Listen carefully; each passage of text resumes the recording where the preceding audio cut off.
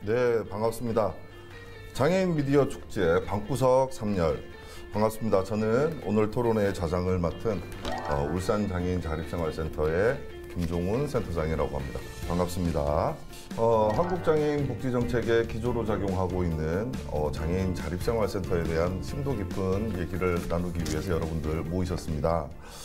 한국 사회에 장애인 자립생활 모델을 기반으로 한 자립생활센터가 설치되고 운영되고 있는 지 한 20여 년 정도 시간이 지났습니다. 그렇죠? 그래서 오늘은 지역 내에 있는 장애인 자립생활센터들이 어떻게 하면 좀 더 종합적이고 체계적인 이런 네트워크를 갖추어서 장애인 복지를 좀 선도해 나갈 수 있을지 좋은 말씀을 좀 들어보도록 하겠습니다. 먼저 오늘 토론에 참석하신 분들 소개 먼저 드리도록 하겠습니다. 먼저 고신대학교의 재활상담학과의 우리 조영길 교수님 인사 좀 부탁드릴까요? 반갑습니다. 장애인 아카데미 인식개선센터의 우리 윤삼호 센터장님 참석해 주셨습니다. 반갑습니다. 네, 다음은 서상구 장애인복지관의 우리 정화주 관장님 참석해 주셨습니다. 반갑습니다. 네, 다음은 사두바퀴 장애인 자립생활센터의 우리 정수철 센터장님 자리해 주셨습니다. 반갑습니다. 네, 오늘의 주제는 장애인 자립생활 지역사회 네트워크 활성화 방안이라는 주제를 가지고 심도 깊은 토론을 한번 해보도록 하겠습니다. 먼저 우리 고신대학교의 조영길 교수님이 준비하신 발표 자료를 먼저 발표해 주시면 되겠습니다.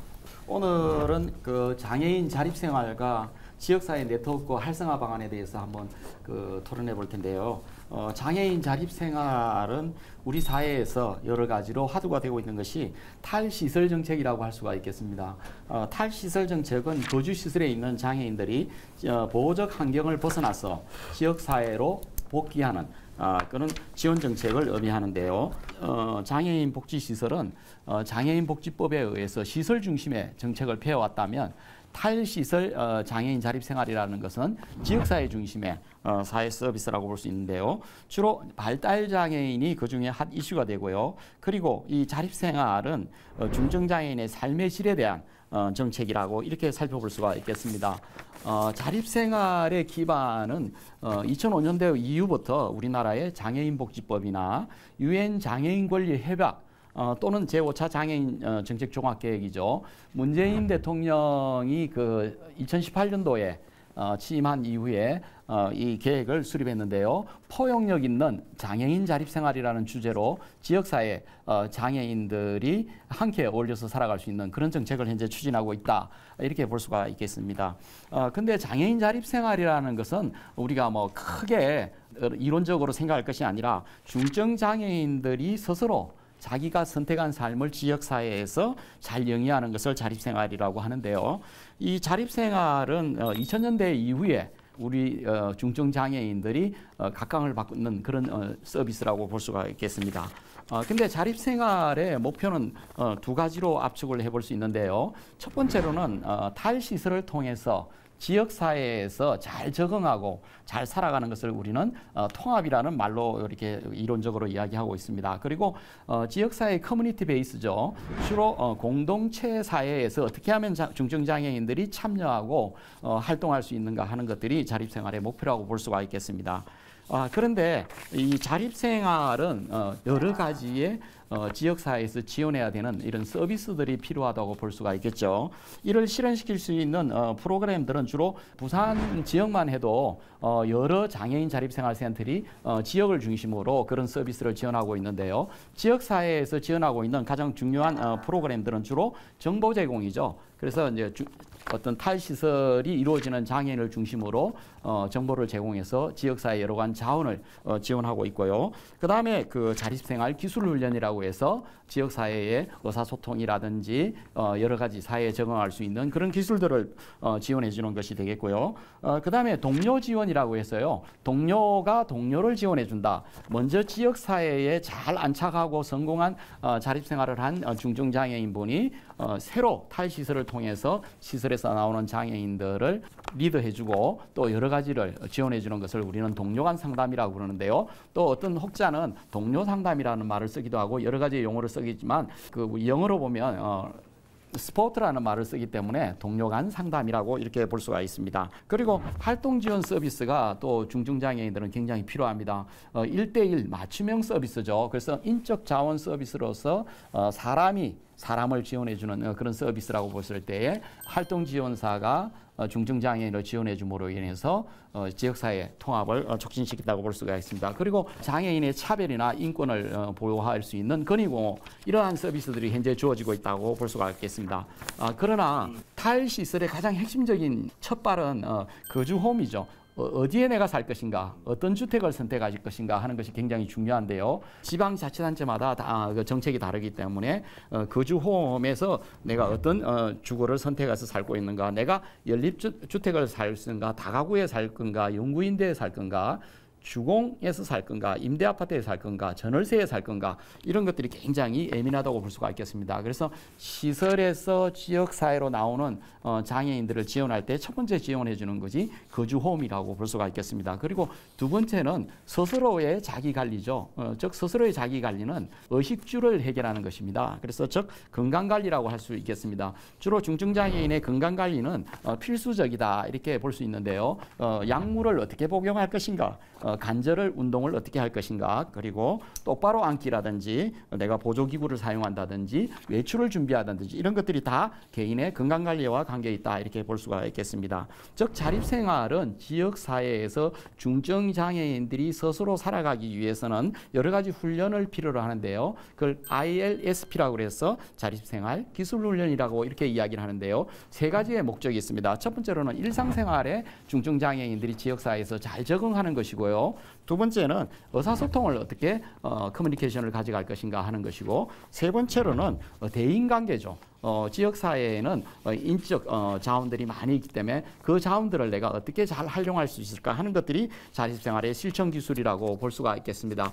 저는 이 ILSP의 그 핵심적인 지역사회 네트워크를 중심으로 설명을 하면, 지역사회 네트워크라는 것은 장애인을 중심으로 지역사회를 점점 넓혀가는 것을 우리는 방사성 모형이라고 이야기하는데요. 1차적으로 친구나 가족의 지원이 가장 중요하다고 볼 수가 있겠고, 그 다음에는 자립생활 기술 훈련이라든지 건강을 지킬 수 있는 그런 프로그램, 그 다음에 권익공호, 정보 제공 이런 것들이 1차적으로 지역사회에서 제공해줘야 되는 필수적인 서비스라고 볼 수가 있겠죠. 근데 두 번째로 우리가 지역사회에서 장애인들에게 서비스를 해줘야 되는 것은, 장애인들이 지역사회에 나가서 외출도 하고 여러 가지 지역사회에 참여를 해야 되면 경사로라든지 주차장이라든지 장애인 화장실이라든지 이러한 편의시설이나 보조기구라든지 보조장비에 따르는 재활공학 기술이라든지, 그 다음에 3차적으로 방사선 모형을 확대해보면 경제적인 지원이 필요하다. 우리는 국민기초생활보장법에 의해서 장애인들 경제를 해주고요.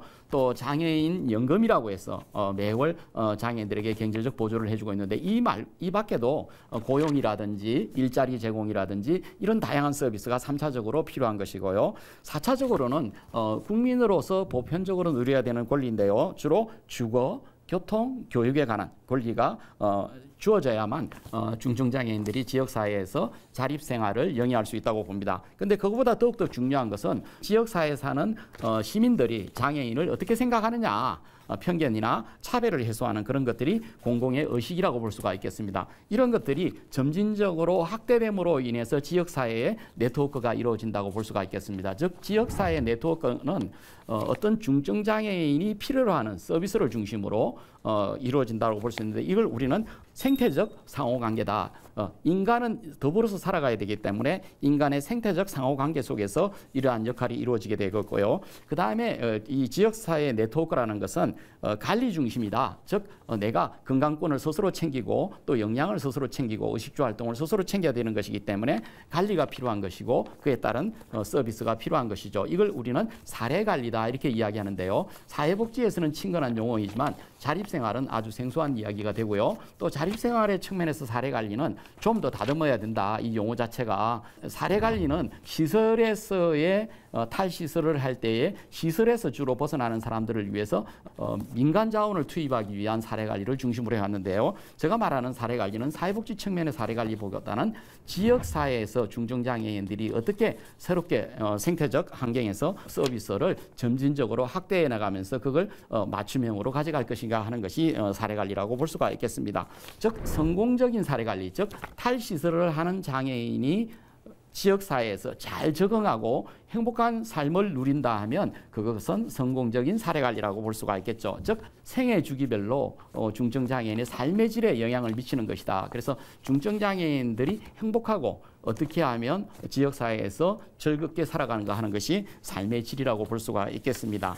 더불어서 지역사회의 생태학적 관점에서 본다면 이 네트워크라고 하는 것은 아주 오래전부터 정보화 사회라든지 또는 사회복지라든지 이런 의미에서 인간과 인간, 지역사회 환경과 잘 엮여있는 그물망을 우리는 네트워크라고 이야기를 하는데요. 우리 자립생활에서 네트워크라는 것은 어떻게 맞춤형 서비스가 1대1로 잘 주어질 수 있는가, 그리고 어떻게 하면 내 개인이 스스로 지역사회에 살아가지만 그에 맞는 서비스가 효과적으로 잘 주어지고 그리고 지역사회에 잘 안착할 수가 있는가 하는 것이 지역사회 네트워크라고 볼 수가 있는데요. 주로 지역사회 네트워크는 두 가지 측면에서 살펴볼 수가 있겠습니다. 첫 번째로 우리 장애 인구의 변화가 급격하게 달라졌다고 볼 수 있습니다. 우리나라에는 262만 명의 장애인이 살고 있고요. 그리고 부산에는 약 17만 명 정도에서 15만 명 정도 사이에 중증 장애인들이 살아가고 있습니다. 그런데 이 장애 인구의 변화는 고령화되었다고 볼 수가 있겠습니다. 65세 이상의 장애인이 거의 47%에 이르고 있고요. 그 다음에 55세 이상의 장애인들은 73%에 이뤘다는 것은 극대화된 고령화 사회에 접어들었다. 극초고령화 사회라고 볼 수가 있겠습니다. 그래서 70% 이상이 중증화되어 있는 장애인이라고 본다면 정책은 노령 중심의 장애인 서비스가 달라져야 된다는 것이 첫 번째 제 생각이고요. 그리고 이에 따라서 고령화되는 것뿐만 아니라 장애인 대다수가 혼자 살고 있다는 겁니다.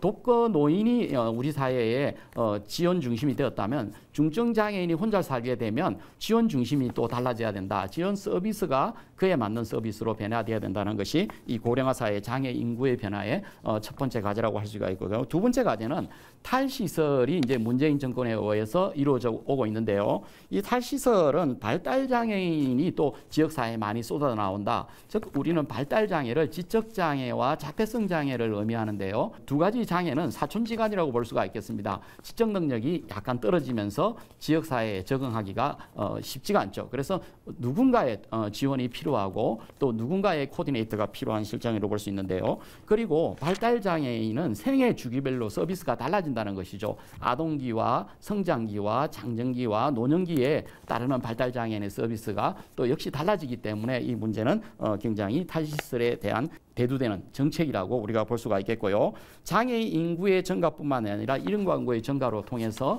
이 발달 장애와 더불어서 이렇게 우리는 지역사회 네트워크의 틀이 크게 바뀌어져야 된다라고 저는 생각을 하고 있습니다. 그러면 지역사회 네트워크는 어떤 문제점이 있는지, 즉 자립생활 측면에서 우리가 지역사회 네트워크가 어떤 문제점이 있는지를 살펴보면 첫 번째로는 자립생활에 대한 지역 협력 시스템이 존재하지 않는다. 법이라든지 그리고 지역사회에서 중증장애인들이 지원을 해주면 자립생활센터라고 하는 그런 어떤 지원센터가 있기는 하지만 법적인 근거가 존재하지 않고요. 또 그 자립생활을 지원하는 서비스 또한 근거가 없다. 그러나 장애인복지부에서는 지원할 수 있다라고 명시가 되어 있지만 종합적인 지원 서비스 틀이 없다 이거죠. 이용시설에는 장애인복지관의 경우는 아주 인적 자원이라든지 여러 가지 자원들이 서비스를 지원할 수 있는 틀이 되어 있지만 자립생활센터는 국가가 운영비나 인건비를 지원하지 않기에 여러 가지 서비스를 지원하는데 용이하지 않다 이렇게 볼 수가 있겠고요. 두 번째로는 외국 같은 경우에는 자립생활기금이라고 별도의 기금을 가지고 자립생활센터를 지원하는데 우리나라는 자립생활기금도 없거니와 자원도 매우 제한적이라고 볼 수가 있겠습니다. 그리고 자립생활센터의 경우 중증장애인들에게 개별적으로 정보를 제공하는 것도 불균형이다 이렇게 볼 수가 있겠습니다. 네트워크가 동료 간 상담이라고 있기는 하지만 공적 서비스로의 자리를 잡지 못했고요. 일시적으로 지원하는 것은 있겠지만 동료 간 상담에 대한 것은 자리를 잡지 못하고 있다. 그리고 생태적 상호작용의 어떤 그 개념에서 우리가 바라봤을 때에 자립생활의 사례관리는 연계가 되어 있지 않다. 그리고 연계할 수 있는 주체가 불명확하다는 겁니다. 중증 장애인과 지역사회의 다양한 보건소라든지 학교라든지 교회라든지 이런 연계 서비스가 복지관이나 기타 그 서비스 같은 경우는 용이하게 전문가가 있기 때문에 주어지는데 자립생활은 이런 그 연계 서비스가 주어지는 것이 어렵다. 물론 정보 제공도 어렵지만 연계 서비스도 어렵고 그걸 관리하는 서비스도 어렵다고 보는 것이기 때문에 자립생활과 지역사회 네트워크는 이런 문제들을 살펴볼 수 있고요. 또 한 가지는 탈시설 중심으로 중증장애인들이 지역사회에 일시에 나오다 보니까 저도 간혹 그 지하철에서 많이 듣는데요. 요즘엔 장애인이 너무 많아. 이렇게 이야기하시는 분들이 지하철의 뒷꼭지에서 이렇게 이야기하시는 분이 있는데요. 지역사회에 장애인들이 많이 쏟아져 나오는 것은 틀림없습니다. 그러나 시민의 인식은 장애인에 대한 인식은 그렇게 좋지 않다. 시민의 인식을 끌어올리는 것 공공정책에서 반영해야 된다고 보는 것이고요. 그다음에 자립생활에 그 지원해주는 기관들 또한 혁신이 둔화된 것이다 볼 수 있습니다. 주로 미국과 일본과 영국의 서비스를 가져오다 보니까 우리만의 혁신, 우리만의 것으로 만들어내지 못했다. 이렇게 지역사회 네트워크의 문제점을 살펴볼 수가 있는데요. 자립생활의 개선점은 제가 3-4가지로 요약을 하는데요. 첫 번째로는 지역사회 네트워크를 새롭게 구성을 해야 되고요. 그 다음에 지역사회 자원을 우리가 어떻게 잘 개발할 것인가. 그리고 탈시설 사례관리를 어떻게 우리가 시스템을 구축해 볼 것인가. 4번째로 자립생활센터의 핵심 과제는 무엇인가. 그리고 핵심 과제를 우리가 어떻게 실천할 수 있는가. 실천 과제를 중심으로 제가 잠깐 소개를 한다면요. 지역사회의 자원 개발은 자립생활이 어떤 서비스 체계로서 사회복지 서비스는 사회보험 그리고 공공구조, 사회 서비스로 지원되는 전달 체계가 뚜렷하게 되어 있습니다. 근데 자립생활 지원 서비스는 전달 체계가 뚜렷하지 않다는 것이죠. 그래서 자립생활 지원 개발을 할 수 있는 그런 지역사회의 부산 시내에 조정기구가 필요하다. 민간 영역으로서 만들어지는 자립생활 의결기구. 그래서 어떤 서비스를 지역사회에서 어떻게 가져갈 것인가 하는 것을 조정하고 통제할 수 있는 그런 기구가 필요한데요. 우리는 위원회라고 명칭을 붙일 수 있겠는데요. 실제 제가 제안하는 위원회는 민간 영역의 다양한 자원을 모아서 거기에서 통제하고 조정할 수 있는 위원회가 만들어져야 된다. 그래서 지역사회 자원을 개발하는 것은 위원회로부터 출발한다라고 볼 수가 있겠고요. 그 다음에 그 탈시설을 하는 장애인들을 지원하기 위해서 탈시설 지원 은행이 개발이 돼야 됩니다. 그래서 많은 자원들이 위원회를 통해서 모여지면 그 은행을 통해서 자원들이 관리되게 되고요. 그리고 개별적으로 전달이 될 수 있도록 탈시설 지원 은행이 개발이 되어야 되겠고요. 그 다음에 탈시설을 하는 장애인들을 고객관리 시스템이 만들어져야 됩니다. 시설에서 나왔으니까 자립생활센터에서 그냥 1년 정도에 보호해 줬다가 그 다음에 프로그램 연계해서 지역사회로 나가게 되면 이거는 방출이죠. 이게 어떤 관리가 아니라고 보는 것이죠. 그래서 그분이 어떻게 행복한 일생을 마감하는가를 일체 사례관리를 통해서 관리할 수 있도록 주로 고객 정보관리가 이루어지는 시스템을 하나를 도입해야 된다. 그래서 어떤 개별적으로 각 구별로 관리하는 것이 아니고 부산시 전체에 자립생활하는 장애인이 500명이라면 그 500명이 지금 어떻게 살아가고 있고 어떤 서비스를 받고 있고 어떤 성공적인 삶을 살아가고 있는 사례관리가 나와줘야 된다는 것입니다. 그리고 탈시설과 시설이 연동할 수 있는 사례관리 시스템이 돼야 된다. 시설에서는 어떻게 살았고 지역사회에 와서는 어떻게 살았는지 삶의 질이 달라졌던 것을 증빙해낼 수 있는 그런 생산적인 연동 시스템이 필요하다고 볼 수가 있겠고요. 자립생활의 자원을 개발하는데 저는 인적 자원이 굉장히 필요하다고 봅니다. 자립생활의 전문가가 나와줘야 되는데 저는 박사과정에서 자립생활을 전공을 해서 논문을 쓰기는 했는데요. 전국적으로 사실은 자립생활 자원을 개발하고 인재를 개발하는 것이 필요한데요. 저는 인재 개발과 더불어 자원 개발도 함께 필요하다. 이렇게 보는 것을 지역사회 개발이라고 소개를 할 수가 있고요. 두 번째 제가 제안하는 것은 지역사회 네트워크는 민간 협력기구가 필요합니다. 유명한 야구선수, 유명한 연예인, 유명한 기업인들을 자립생활위원회에 참석시켜서 지역사회의 민간 협력위원회를 구축하는 것이 기본이라고 보고요. 그 다음에 최고관리자, 자립생활을 전담하고 있는 공무원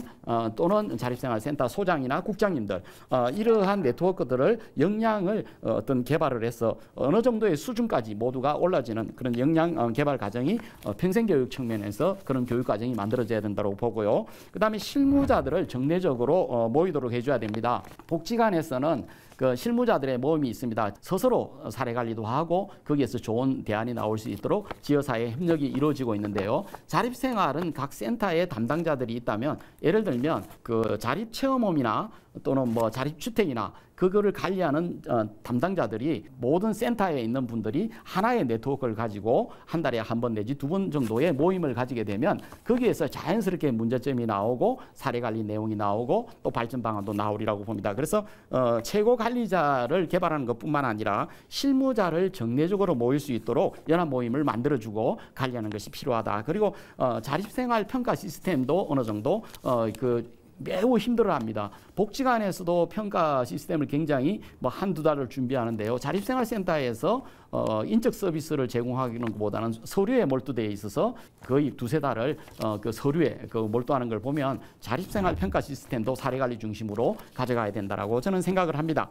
그리고 세 번째로 제가 제안하는 것은 탈시설 개별화 사례관리 구축 방안인데요. 어떻게 하면 자립생활에 탈시설을 하는 장애인들의 사례관리를 우리가 시스템으로 만들어 볼까 하는 것인데요. 첫 번째로는 탈시설 사례관리자에 대한 인적 교육 시스템이 필요하고요. 그다음 배치 방법이 필요하다고 봅니다. 그래서 인력을 양성하고 배치를 해야만 표준화되는 사례관리를 할 수가 있다. 이렇게 볼 수가 있겠고요. 그러면 전환 거주시설 즉 자립체험홈이라고 있는데요. 자립주택을 우리가 거기에 거주하는 선생님들을 시범적으로 코디네이터를 양성해서 현장에 탈시설 사례관리에 투입하면 되지 않을까 생각을 합니다. 그래서 그분들이 현장에서 사례관리 전담자로서 할 수 있도록 약간의 단기 교육을 시키면 현장에 배치할 수 있다고 생각을 합니다. 그리고 그분을 통해서 지역사회 자원을 연계하고 그리고 정보를 제공해 주는 것을 중점적으로 해가면 좋겠고요. 보조적으로 이 자립생활 입소한 사람들에게요. 동료 간 상담 같이 보조적으로 지원을 해주면 이런 것들이 사례관리 구축 방안이 되지 않을까 생각하고요. 그리고 사례관리 강력위원회를 구성해서 개별적으로 사례관리를 완성해 나갈 수 있도록. 그래서 어떤 장애인이 언제 지역사회에 나오면 그분이 지금은 직업재활을 했고 지금은 또 결혼을 했고 그리고 집을 샀고 이런 것들이 잘 사례관리에서 나타난다면 우리 지역사회에 좋은 모델이 되지 않을까 생각을 합니다. 끝으로 이제 자립생활센터에 대한 핵심 과제인데요. 그래서 두 가지를 제안한다면 자립생활센터는 지금의 인권옹호나 자립지원이나 건의공호나 이런 시스템을 접고 이제는 새롭게 내부적으로 시스템을 바꿔야 된다고 생각하는데요. 첫 번째로는 사례관리팀을 하나 만들고 또 하나는 자립생활에 지원 자원개발팀을 두 개를 만드는 것이죠. 그래서 서비스를 직접적으로 주는 것은 사례관리팀, 정책이나 자원을 동원하는 것은 자원개발팀. 이래서 팀을 두 개로 간단하게 두고 거기에서 모든 서비스들이 이루어지는 거죠. 팀을 지금 새로 정비를 해서 우리나라만이 가져갈 수 있는 그런 사례관리팀이나 자원개발팀 내부적으로 자립생활센터가 지금 혁신하지 않으면 생존이 어렵다 지역사회에서. 그리고 많은 일들을 하고 있지만 자립생활의 역량이 그 하고 있는 일에 비해서 지역사회에서는 잘 모른다. 그래서 이 자립생활센터를 활동지원 서비스만 제공해주는 그런 역량이 아니라 정말 사례관리, 성공적 사례관리가 일어날 수 있는 그런 자립생활센터로서 거듭나야 된다. 그리고 외부적으로는 인적 물적 자원이 넘쳐납니다. 근데 그걸 하나로 자립생활센터에 연계할 수 있는 은행이나 자원개발 시스템이 외부적으로 개발되는데 그건 어디서 하느냐? 자원개발팀에서 하는 거죠. 그래서 행정도 거기에 들어가고요. 그래서 자원개발팀을 양성해서 그분들이 지역사회의 자원들을 잘 묶어내는 역할들을 해주면 사례관리팀과 자원개발팀이 자립생활에 끌고 나가는 견인차 역할은 핵심이 된다고 볼 수가 있겠고요. 탈시설 사례관리 프로그램을 도입함으로 인해서 탈시설하는 장애인들 을 중심으로 생협이 만들어져야 된다고 생각하는데요. 생협은 뭐냐면 공동구매를 의미합니다. 탈시설 장애인들이 쌀도 사야 되고요. 집도 계약을 해야 되고 뭐 생필품도 사야 된다면 그걸 중증장애인들이 어떤 네트워크를 하나 만들어서 탈시설 장애인들이 부산시 전체에 500명이다 그러면 그 500명의 장애인들이 탈시설 네트워크 속에 들어와서 거기에서 물건을 구입하게 되면 저렴하게 구입할 수 있지만 양질의 그 제품들을 구입할 수가 있을 겁니다. 그래서 공동구매뿐만 아니라 공동의 삶의 질을 높여나가는 것들이 자립생활센터의 핵심이라고 볼 수가 있겠습니다. 저는 여기까지 이렇게 제안을 하고 마치도록 하겠습니다. 감사합니다. 네, 여러 가지 담론을 얘기를 하셨는데요. 간략하게 정리를 한번 해보자 그러면 과거는 과거 의료 모델을 기반으로 한 보호 재활 정책에서 지금은 자립생활 모델을 한 자립생활 지원 체계로 좀 패러다임이 좀 변화가 되었다. 그러나 장애인 자립생활에서 아직까지 많은 한계를 좀 가지고 있는데 그 이유는 어떤 법적 체계의 미비 그리고 자원의 한계 그리고 아직 시민들의 의식의 부재 이런 것들이 좀 문제가 된다. 그래서 지역사회 네트워크 플랫폼을 좀 새롭게 구축하는 것이 좀 필요한데 이에 대한 방안으로는 자립생활 지역사회 안에 자립생활 협의체라든지 말씀해주신 탈시설 자원은행 이런 것들을 좀 만들어서 장애인들이 자립생활을 하는데 좀 종합적인 지원이 이루어졌으면 한다라는 의견이었습니다.